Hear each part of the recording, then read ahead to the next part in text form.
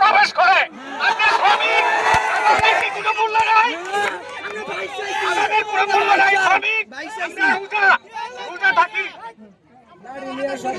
আমরা কোনো ফ্যাক্টরিতে আঘাত করি নাই বা কোনো ভাঙচুর করে নাই, আমরা ভিতরে কোনো অশৃঙ্খল করে নাই।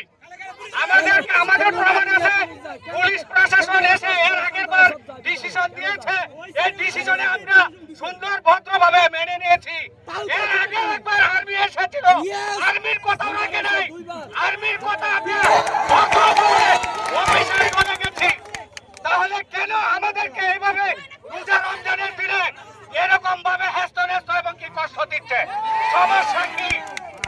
ফ্যাক্টরি যদি না চালাইতে পারে বন্ধ করে দেখ, আমাদের পাওনা দিয়ে সকল পাওনা দিয়ে